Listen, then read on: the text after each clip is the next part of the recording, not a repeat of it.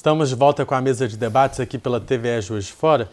Só para a gente encerrar o assunto e começar o próximo, eu tinha te perguntado a respeito da ocupação dos espaços públicos, né? Como que você vê isso e se você incentiva os jovens a fazerem isso? Sim, a ocupação dos espaços públicos, a princípio, até por um princípio político, é que ninguém todo mundo está. A pessoa, quando ela tem essa responsabilidade dentro do ato cívico, né, que é a eleição, de representar o povo, ele não pode tomar posse de um espaço público porque é um espaço conquistado pelo povo, né? E todo recurso do povo tem que ser gasto com o povo. Agora, administrar, sim, é uma função, é uma incumbência dada ao representante do cargo, e eu acho que é necessário, eu confirmo que é necessário ter um diálogo mais amplo entre todas as esferas, os três poderes, e assim também os segmentos, que é o primeiro setor, o segundo e o terceiro, a sociedade civil organizada, a parte da iniciativa privada e o poder público.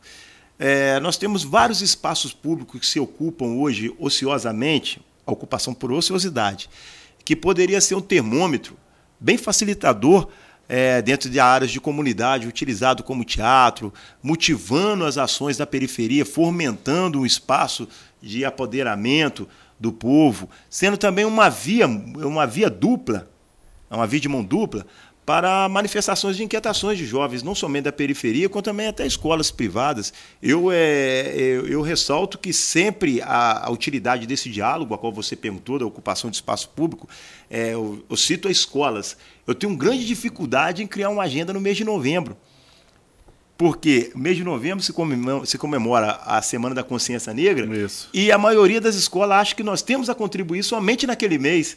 Aí entra um congestionamento de agenda, que são várias escolas nos chamando. Poxa, a gente vai conversar sobre a questão racial, de autoestima, de resgate, de comunidade somente no mês de novembro. Então, acredito que tem que fazer uma forma gestora, que ela cria uma rotatividade para que todo seja contemplado. Assim também um exemplo que vem acontecendo culturalmente com essa nova gestão, foi muito feliz em tornar e ampliar o corredor cultural, dessa forma utilizando e abrindo o leque para as manifestações periféricas, para que eles sejam aplaudidos e reconhecidos dentro das suas regiões. Eu vou aproveitar que você tocou nesse tema e a gente vai começar com ele então, tá? Tudo bem. Bom, hoje começa o Corredor Cultural. Serão mais de 130 atrações que vão acontecer em diversos locais da cidade, como o Negro Bússalo acabou de falar aqui. O evento vai até domingo e terá o rapper MV Bill no show de encerramento. A gente vai aproveitar esse contexto para conversar sobre os movimentos artísticos de transformação social, de empoderamento cultural e resistência, como é o rap, o hip hop. Certo? Certo. Estamos aí. Bacana, né? Bacana. Muito bom. Eu quero saber o que representa para a cidade, para o movimento hip hop de Juiz de Fora, a vinda do MV Bill para cá. Olha, a vinda do MV Bill estrategicamente, num conceito, primeiro vamos partir no conceito profissional. Ele foi contratado para participar do Corredor Cultural e ele tem uma agenda, um compromisso com o aniversário da cidade dentro do Corredor Cultural, que é para a data do dia 28. Mas já falando do ativista, o cara que tem uma sensibilidade, o Alex, ou o MV Bill, ele, num diálogo que nós tivemos recentemente, umas 2 semanas, eu passei primeiro pela favela da Rocinha, no Rio de Janeiro, e depois eu fui encontrar com ele na Cidade de Deus. Inclusive, estou indo para a Cidade de Deus hoje, para encontrar com ele, para nós retornarmos para o Juiz de Fora amanhã cedo. Irei pernoitar na Cidade de Deus.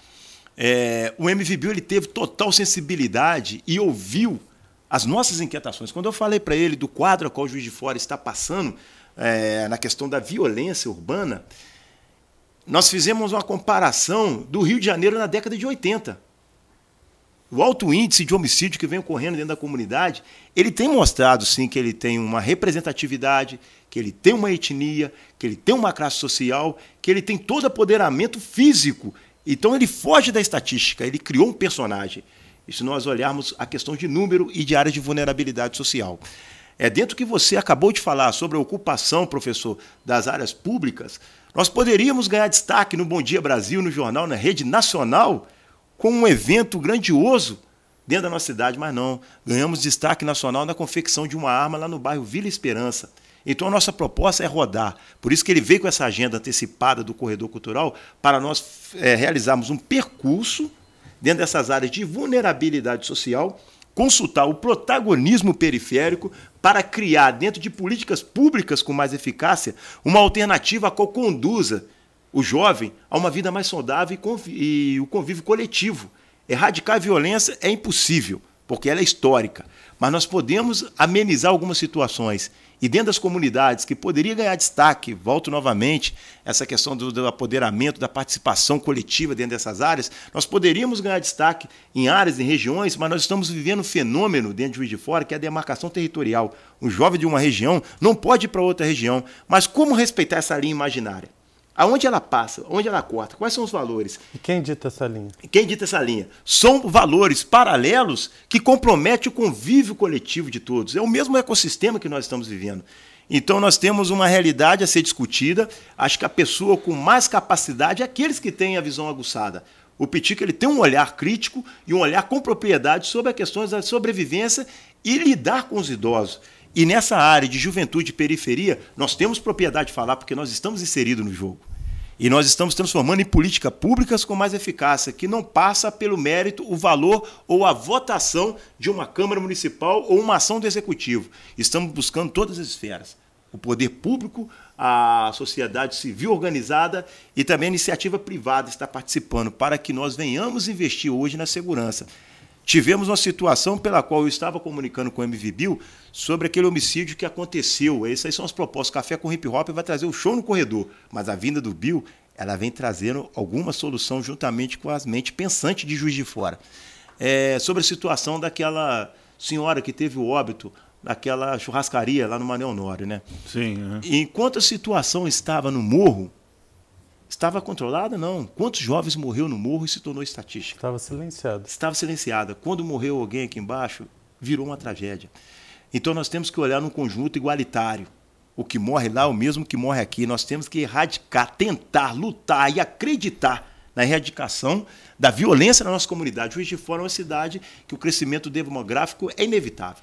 Já passamos de uma meia metrópole, mas temos que ampliar, estender as qualidades de ensino e capacidade de controlar esse crescimento. Você, de fato, Nego Busso, ela é uma referência e foi criada uma CPI recentemente sobre a questão justamente ligada ao que você falou sobre a questão da violência urbana. Você já foi convocado, você vai participar, você de alguma maneira estará inserido nessa discussão? Eu vou chegar às 15 horas, irei me inscrever. A pena é que eu terei apenas 5 minutos para falar de uma inquietação histórica. E o que eu repudio também é o fato de você falar com propriedade dessa inquietação histórica, porque eu participei de 17 velórios de jovens negros, de periferia, e a maioria que matou foi outro jovem negro. E vou falar, e quando a gente for falar isso diante do Legislativo, que não é incumbência segurança pública, a parte do Legislativo Municipal. Segurança pública é incumbência do Estado, mas a participação de todos. Mas já que se tomou esse discurso, eu acredito que quem foi idealizador até da própria matéria, né, dessa Comissão Parlamentar de Inquérito Investigativo, a CPI, ela tem propriedade e pode mudar sim. Mas eu quero participar, irei participar com certeza, irei falar com propriedade, com total contundência, porque eu estou inserido no jogo e sei assimilar a situação. O que a gente vê, professor, são pessoas aproveitando de situações para fim eleitoreiros e fim de promoção, de alta promoção. A violência em Juiz de Fora tem que ser discutida, sim. Por isso que nós estamos criando, a proposta do MVBio Vim é a criação do primeiro Fórum Regional de Violência Urbana, onde nós iremos colocar o protagonismo periférico, as mães que perderam seus filhos, que irão falar com propriedade e mostrar a disparidade que existe entre os direitos humanos ou elas se qualificam como ser humano sem direito. Então essa discussão serve como fomento para nós levarmos para a Câmara Municipal alternativas. Não é que aqueles que votam, aqueles que são a favor, tenham propriedade, porque a violência é um kit e é um malote que ninguém quer carregar. Verdade. Estou aqui, né, escutando esse tempo todo. E uma coisa, nós falamos diversos atores, né, o Estado, as esferas, falamos da família, mas uma coisa que a gente percebe, vou falar agora de mercado, é que também dentro da questão empresarial, a partir de uma certa idade, você começa a ter também uma rejeição, como se aquela idade você não pudesse mais ser capaz de produzir. Você está falando do preconceito, né? Preconceito. E também, eu não sei o que vocês pensam, porque a partir do momento que a gente fala também em produtividade, hoje, pela longevidade, muitas pessoas estão envelhecendo com muito mais qualidade, talvez seria já um fator de estudo que não é mais uma questão que a pessoa de uma certa idade não tem mais produtividade. Como é que você vê isso também? Você não vê também uma certa restrição também empresarial nesse sentido? Sim, também a falta Eu vou aproveitar que você está com a fala, porque quando o Nego Bussa fala em morte de adolescente e tudo, há uma inversão, né, numa situação aí, justamente que são avós, né, pais enterrando seus filhos. Então eu queria que dentro dessa resposta da produtividade você incluísse aí também essa questão da violência. Sim, que existe, né? Independente de faixa etária, de condição social. É claro que as classes populares você tem esse envolvimento, né? Essa visão distorcida que não é debatida em função do que leva as pessoas a essas situações, né? Eu acho que de um modo geral a sociedade está extremamente violenta, muito as relações, o nosso contexto, né? O ódio está esparramado em qualquer lugar, flor da né? pele, A flor da pele, né? E na relação que o professor coloca, Jamil, da produtividade, professor Erickson, o Bússola, Caio, dizer que o preconceito também está nessa formação, nesse contingente do empresariado, né? Porque ele, como a própria sociedade, reproduz mesmo que a partir dos 40, dos 50, você não tem mais oportunidade em concurso público, você já está velho, você já tem que se aposentar. Quanto que isso já não faz muito sentido. Claro que dependendo da função, você tem que ver a competência física de uma pessoa. Não é a mesma coisa do que quem está mais jovem, isso é natural. Isso não é patológico, isso é fisiológico. Isso é do próprio envelhecimento. Mas a competência intelectual, a habilidade, eu sempre falo isso aqui, e lembro até da sua mãe, doutora Jane, né, em relação a essa pauta. Minha mãe tem 76 anos de idade. Ela é operária, trabalha em pé, em fábrica de meia. Ela dá uma produtividade. Até porque, para a manutenção dela e para ela mesma se dizer que ela é capaz. Só que a gente tem conversado de que já está complicando. Porque ela, com 76 anos, ela tem uma cobrança da produtividade que ela se faz perante os jovens que estão ao lado dela, mas a idade também está dizendo que está na hora de parar, reduzir a carga horária e até parar. Quando a gente fala questão de direito dos idosos, é difícil a gente não citar o Japão, né, que é referência, e a questão trabalhista, de oportunidade do idoso no mercado de trabalho, eles já pensaram em diferentes formas de inserir esse idoso. Porque, como você já disse, não tem as mesmas condições físicas. Sim. Pode render um pouco menos por causa disso. Então, repensar a forma de inserir esse idoso no mercado de trabalho, porque a tendência é que tenha mais idosos. Claro. Né? Eu não discordo disso, mas eu queria incluir também hoje, até pelo que foi dito aqui, a questão também da qualificação do jovem. Né? Porque quando a gente fala da questão do idoso, né, a gente tem dois cenários que não são polarizados. Na realidade, eles acabam sendo convergentes. Né? A população está envelhecendo. O jovem de hoje será idoso amanhã. Certo? Mas se o jovem de hoje não se qualifica, via de regra, por conta até do cenário urbano que é criado, aonde que existe uma limitação de espaços, ele não pode ir numa escola central, porque ali, de repente, ele vai entrar em conflito com outro jovem de outro bairro. E aí vem a questão justamente de uma despreparação, ainda jovem, que quando idoso será pior ainda. Infelizmente, pelo jeito que está, a juventude não vai chegar ao envelhecimento. O professor Erickson falou uma coisa muito importante aí, a questão da qualificação.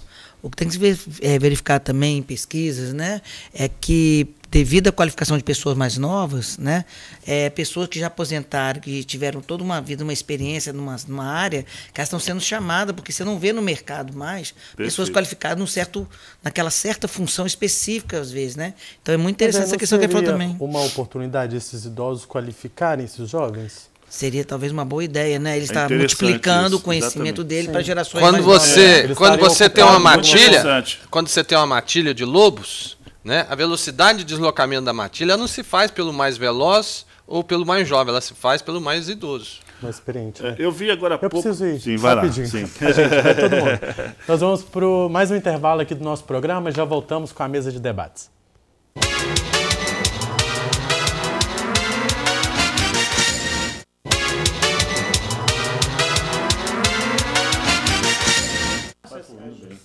Estamos de volta com a mesa de debates aqui pela TVE Juiz de Fora. A gente estava conversando, nosso papo, como você já sabe em casa, o intervalo vai, mas a gente continua conversando aqui. Então, explanar para o pessoal que está em casa o que foi a nossa discussão durante o intervalo.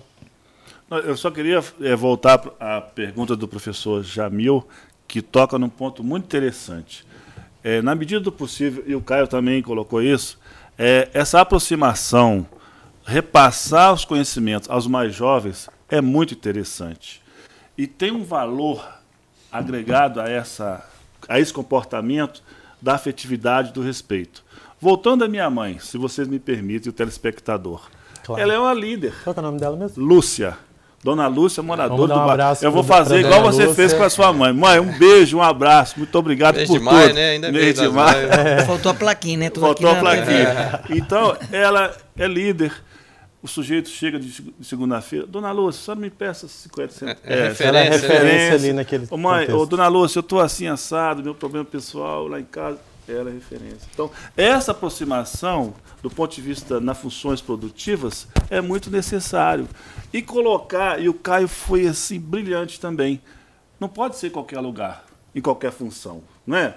Tem que ser de acordo com a capacidade física, Bússola, produtiva, o temperamento da pessoa. Então, os recursos humanos dessas empresas, elas têm que triar, mas com muita propriedade. Não vai colocar uma pessoa de 70, de 80 anos, que tem uma limitação de educação, para ficar lendo lá preço para as pessoas no microfone de um determinado supermercado. Mas vai colocar lá na recepção, bem-vindo, como vai a senhora? Ó, o chuchu aqui a senhora pode fazer dessa forma, a senhora pode descascar, a senhora pode pôr mais água, pôr menos água. Essas habilidades que são construídas e que morrem. Uma vez, eu tenho falado muito isso, um amigo meu me disse assim, Pitico, o cemitério está cheio de mentes brilhantes. Mas e aí? E aí, Bússola? Bússola é referência, bússola é aquela coisa que a direção, o Chico falou aqui, né? Que muitas vezes o idoso até pode ser, mas existem outras referências. Você acabou de falar do MVBio, que vai vir em Juiz de Fora. Você também é uma referência, você teve um brilhante rendimento nas urnas aí, né?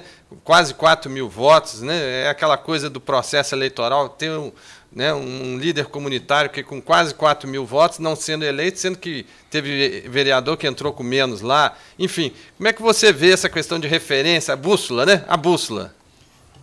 O nome, pseudônimo, né, Nego Bússola, veio primeiro como um autorreconhecimento. Já tive algumas oportunidades de falar em algumas escolas e até universidade que eu tive a oportunidade de dialogar com os alunos, compartilhar conhecimento. E a bússola veio como uma indicação mesmo. Quem indica? Por não ter, na minha formação de personalidade, essa indicação na rua. Então, eu busquei para mim a responsabilidade de me tornar uma referência para a maioria de jovens, a qual eu vi aleatoriamente se perdendo ou até gerando um óbito para eles. Então, Negro Bússola tem a tradução do seguinte, o negro que indica o caminho. O caminho a qual, igual você citou a questão do dia 2 de outubro, eu fui pego surpresa, foi uma surpresa imensa, saber que 3.942 pessoas deram sim. Sim, nós acreditamos no seu potencial, sim, nós acreditamos que você está pronto para nos representar, assim como os outros demais. Mas essa forma da política, a qual nós somos submetidos a viver com ela, é uma forma fria, é uma forma bem intencional, partidária, e a política ela segue o seu percurso natural. Enquanto nós deixarmos que qualquer um esteja no poder, nós seremos submetidos a isso. Por isso que é hora de sairmos do papel de coadjuvante e se tornar protagonista da nossa própria história. E eu retornei para a minha comunidade com 2.850 votos de moradores que me conhecem, me viram nascer naquela comunidade. E hoje eu me sinto mais preparado que nunca. Eu estava comentando com o Pitico, meu amigo, que, na realidade, professor, eu não tenho entrado Porque, na verdade, nós ganhamos a eleição, sim. Foi por questão de partido que não deu para a gente entrar. Mas, na realidade, a visibilidade ela se tornou maior. Porque no dia 3, professor Erickson, eu trabalhei com mais afinco do que os anos anteriores, os 20 anos semeados atrás, porque me fez acreditar que nós estamos revolucionando. E eu agradeço, falei para você que nós não estamos entrando dentro de uma geração política vergonhosa, que o quadro político, o cenário nacional está mudando. Nós estamos surgindo como um rebento, como uma credibilidade futura. Então foi só o termômetro para mostrar que tem substituto, sim, capaz de chegar. Então, eu não me senti triste de forma alguma, eu tenho muito a agradecer. Deixa eu só fazer um intervalo dentro do seu agradecimento, sim, ainda, sim, só para te ajudar numa posição. Aliás, pedir a sua ajuda. Muitas pessoas falam que não há lideranças para substituir os atuais políticos e, por conta disso, o processo se torna repetitivo. Você concorda com isso? Não há lideranças que possam substituir os atuais políticos? Não, não concordo. Tirando base, dentro de Juiz de Fora, nós vivemos numa cidade provinciana, ostentadora, tradicionalista e muito preconceituosa. Esse é o quadro de Juiz de Fora. E nós temos essa cultura de que os filhos daqueles que foram têm a capacidade, mas aqueles que observam aguçadamente e têm um discurso à propriedade não têm capacidade. Então nós vivemos dentro de um reduto eleitoreiro até hoje, onde temos famílias tradicionais, mas isso está se acabando. Está acabando porque o filho da faxineira, o filho do pedreiro, o filho do lavador estão se mostrando como uma nova liderança. Tanto é que o próprio MVBio está lá com a intenção de voto com mais de 1 milhão para o Senado. Isso é uma proposta, uma pesquisa que se levantaram. Então pegou um cidadão oriundo da Cidade de Deus, uma sociedade, uma comunidade totalmente vivendo a disparidade da classe social elitizada do Rio, mas é um formador de opinião. Então acredito que essa geração Y, elas estão tendo mais qualificação na escolha. Nós estamos vivendo um cenário a qual o pessoal está aprendendo a avaliar os seus políticos. A duras penas. Né? As duras penas. Mas está aprendendo, sim. Eu tenho esperança que o quadro está sendo renovador e até motivador de novos agentes, de novas lideranças. Novos personagens. Né? Novos personagens. Está mudando um pouco essa história. A política tradicional ela está quebrando, ela está acabando. Eu acredito que esse cenário cai aqui para Juiz de Fora, não só em 2018, como em 2020, tá? O cenário, a mudança vai ser radical porque é o final do tradicionalismo, do coronelismo político. Agora é o encontro da sociedade consigo mesmo, as próximas políticas. Acho que é por aí mesmo, né? Essa renovação está chegando. Eu acho que o quadro é adverso, né? Porque se você falar assim, eu sou candidato a isso, aquilo, você fala, mais um, custou, coisas assim. Mas eu não vejo outro lugar, outro caminho de transformação social que não seja na política. É um lugar comum dizer isso aqui, ainda mais numa mesa como essa aqui, de que todo o nosso ato é político. Não é? Eu torcer por um time e não torcer por outro é político. Não é? Ser do gênero feminino e masculino é uma definição, é uma contingência política que vai me colocar assim ou assado. Então, eu acho que está desacreditado, mas acredito que a gente possa fazer, refazer e não abrir mão, né, dessa política do bem comum, da coletividade, né, de pensar numa sociedade melhor para todo mundo. E tudo a partir de pequenos atos. Claro. Né? Hoje a gente vai ter ali, como é que é a camiseta aí? Café com hip hop. Há 12 anos na cena Juiz Forana, tá? Nos palcos alternativos. Precisa ser do meio do hip hop para participar? Não, de forma alguma. Vai com a sua família, vai amado com muita paz, muito amor, muita graça, energia. Quando que acontece? Rapidinho, porque a gente está terminando. No dia 28...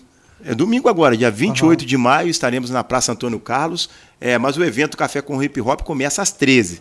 O ponto alto será o show do MVBio, no qual eu estarei lá apresentando juntamente com o meu amigo e convido a todos os Juiz Forano para estar conosco. Perfeito. Muito só bom. relembrar o pessoal do seu lançamento? Pois então, pessoal, olha só, terça-feira, dia 30 de maio, às 18h30, no espaço Bem-Estar, Rua Santo Antônio, 1048. Eu espero você lá. Muito obrigado a todos. Show de bola. Um ótimo lançamento para vocês. Muito obrigado pela participação. Eu que agradeço. Muito obrigado. Foi muito valiosa a nossa conversa hoje. Eu também gostaria de agradecer a você que acompanhou o nosso programa aí de casa. Lembrando que a mesa de debates volta na segunda-feira, ao vivo aqui pela TVE Juiz de Fora, canal 12. Você assiste a reprise do nosso programa de hoje às 6h da tarde e também nas redes sociais, no nosso canal do YouTube. Só jogar lá TVE Juiz de Fora. Tem também no site do Diário Regional. Muito obrigado pela companhia, uma ótima tarde, um ótimo final de semana e até segunda-feira.